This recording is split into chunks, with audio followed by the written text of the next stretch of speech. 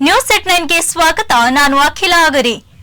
ಮುಲ್ಕಿಯಲ್ಲಿರುವ Saint Ann's college of nursing ವಿದ್ಯಾಸಂಸ್ಥೆ ದುರಾಡಳಿತವನ್ನ ನಡೆಸುತ್ತಿದೆ.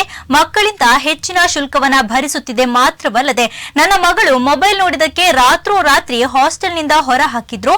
ಪ್ರಾಂಶುಪಾಲರಲ್ಲಿ ಈ ಬಗ್ಗೆ ಕೇಳಿದ್ರು, ಯಾವುದೇ ಮಾಹಿತಿ ನೀಡೋದಿಲ್ಲ.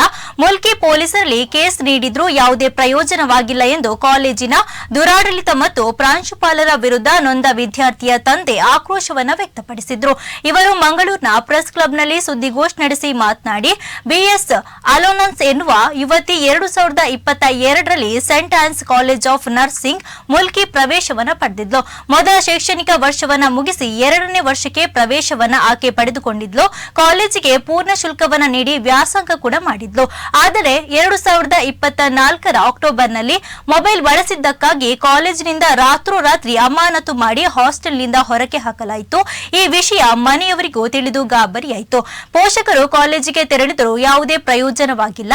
ಕಾಲೇಜಿನ ಪ್ರಾಂಶುಪಾಲರಾಗಲಿ ಕಾಲೇಜಿನ ನಿರ್ದೇಶಕ ಎರಿಕ್ ಲೋಬೋ ಯಾವುದೇ ಪ್ರತಿಕ್ರಿಯೆ ನೀಡದೆ ಸತಾಯಿಸುತ್ತಿದ್ರು. ಜೊತೆಗೆ ವಿದ್ಯಾರ್ಥಿನಿಯ ಎಸ್ಎಲ್ಸಿ ಹಾಗೂ ಪಿಯುಸಿ ಅಂಕಪಟ್ಟಿಗಳನ್ನು ನೀಡುತ್ತಿಲ್ಲ. ಈ ಬಗ್ಗೆ ಮುಲ್ಕಿ ಪೊಲೀಸ್ ಠಾಣೆಗೆ ದೂರು ನೀಡಿದರೂ ಯಾವುದೇ ಪ್ರಯೋಜನವಾಗಿಲ್ಲ.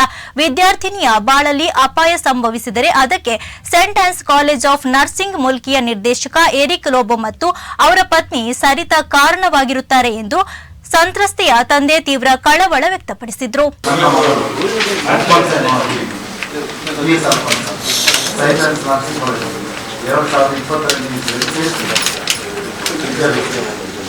ಅವಳು 1 ವರ್ಷ ಆಯಿತು, 2ನೇ ವರ್ಷ ಪೂರ್ತಿ ಆಗಲಿಲ್ಲ, ಪೂರ್ತಿ ಮಾಡಲಿಕ್ಕೆ ಬಿಟ್ಟಿಲ್ಲ ಕಾಲೇಜಿನವರು. ಅವಳು ಮೊಬೈಲ್ ಯೂಸ್ ಮಾಡಿದ್ದಾರೆ.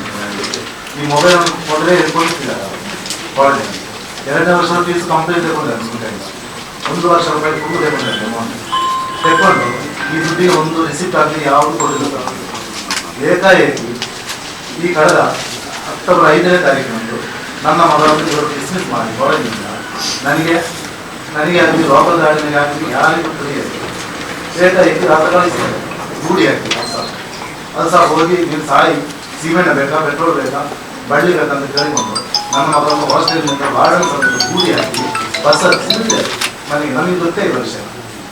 ಆ ನಂತರ ಇವರು ಮನೆಗೆ ಬಂದರು. ರಾತ್ರಿ 12 ಗಂಟೆ ಆಗ್ತಾ ಬಂತು ಮನೆಗೆ. ನಮಗೆ ಇದು ಶಾಕ್ ಆಗಿದೆ. ಮರುದಿವಸ ಹೋಗಿದ್ರು, ಅದನ್ನು ದಿವಸ ಹೋದ್ರು ನಾವು ಕಾಲೇಜಿಗೆ ಹೋಗಿ ಇದರ ಕೇಳುವ ಏನು ಸಂಗತಿ ಅವರು ಯಾವುದೇ ಉತ್ತರ ನಮಗೆ ಕೊಡುವುದಿಲ್ಲ. ಕಾಲೇಜಿನ ಟ್ರಾನ್ಸ್ಫರ್ ಅವರು ಸಹ ಇಲ್ಲ, ಯಾರು ಸರ್ ಅಲ್ಲಿ ಕಾಲೇಜಿನ ಬಾಕಿ ಉದ್ಯೋಗಸ್ಥರು ಇದ್ದರು.